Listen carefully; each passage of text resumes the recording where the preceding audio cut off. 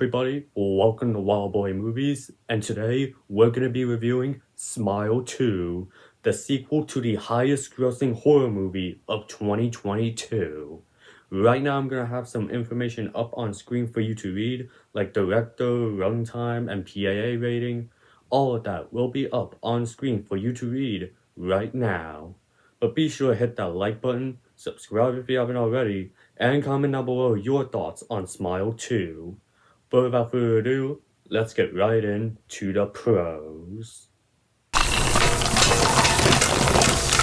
Right, starting off, I gotta go ahead and praise director Parker Finn for this movie, because as someone who was a first-time director when the first Smile movie came out, I thought he did a pretty good job with that movie, but I do think that he has majorly improved in terms of his directing for the sequel, because there are a lot of creative things that Parker Finn does in this movie, and some of the things I really liked, like some of the cinematography where some scenes were upside down. That was some pretty cool cinematography done for the movie, and I liked how he approached the story for the movie and handled some of the scares, which we will get to in a bit. I also gotta praise the premise of this movie, because I think they went in a creative route than what they did with the first movie, where it's like a doctor being haunted by the Smile demon. This time around, it's a pop star singer who is infected with this Smile demon and has to deal with this Smile curse that's been passed on to her.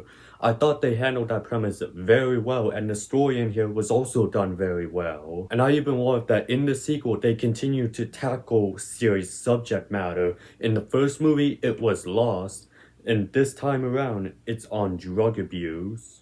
I thought they handled that in the movie very well. I also gotta praise the expanded lore that we get of the Smile demon. While we don't get that much in terms of the added lore of this creature, I thought they went ahead and added in some interesting details of this creature and how one could stop this creature, and it raised some questions that make me really want to see Smile 3 actually happen, because the way this movie ends, I want to see how it goes down in a third movie, because it is so crazy and wild that I want to know what actually happens when that ending happens. I'm not going to spoil it, but you know what I'm talking about whenever you see a movie.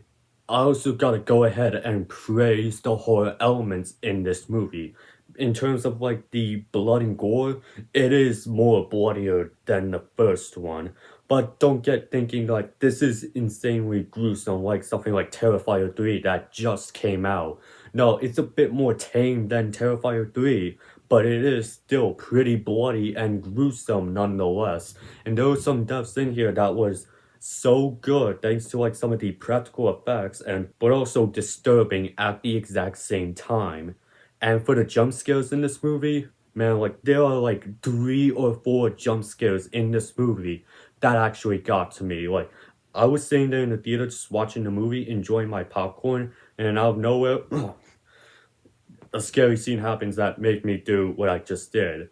Parker Finn really did a great job in terms of the jump scares, because like I said, there are 3 or 4 jump scares that actually got me. And all of that can be credited towards the director, Parker Finn, who, like I said before, did a great job with the scares and jump scares that happen in this movie. And this definitely makes Parker Finn a director that I want to see what he does next in the future, because I think he perfectly handled some of the scares in this movie and how to subvert you from jump scares, because a lot of us who have seen a lot of horror movies know when a jump scare is coming. Parker Finn subverts all of that, and that's pretty cool that he was able to do that.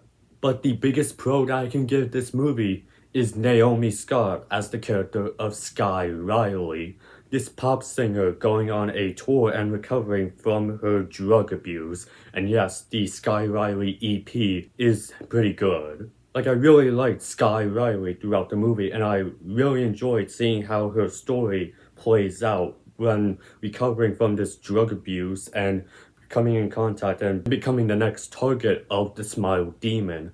I I really liked the story that they went ahead and told with her character, and I thought Naomi Scott did a great job in terms of the acting in this movie. Like, I honestly think she was just as good as like Melissa Barrera from Abigail and Lauren Rivera from Terrifier 3. I think she's just as good as both of those actors in their respective horror movies. But the things that this character goes through in the movie and like her backstory makes Sky Riley an interesting character to follow throughout the movie. And Naomi Scott is just an added bonus because she plays that character so well. So yeah, I really went ahead and enjoyed Smile 2. I think it's definitely one of the best horror movies that we've gotten this year, but it's not without some of its cons, so let's go into the cons.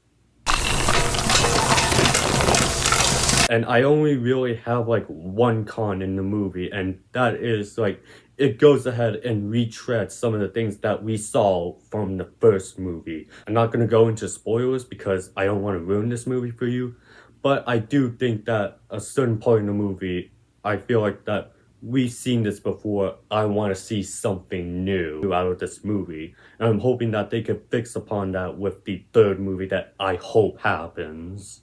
But for me, it's kind of like a minor nitpick, and I could push that nitpick aside just because of the awesome things that this movie went ahead and did. And this is definitely a franchise that I definitely will be on board for whenever they announce like a third, fourth, or even fifth movie. And definitely will want to watch this again once it's on home video, and definitely think it's a pretty good horror movie and one of the best that we've gotten this year. So for my scorecard, I'm gonna give Smile 2 4 stars, with the score out of 10 being 8.6 out of 10, with the percentage being 86%, with a grade of B, with my final verdict being a really effective horror sequel. But that was my review for Smile 2. I want to hear from you guys. What are your guys' thoughts on this movie? Go ahead and leave your thoughts down in the comment section, and while you're at it, be sure to hit that like button, subscribe if you haven't already, and I will see you in the next video, and have a great day.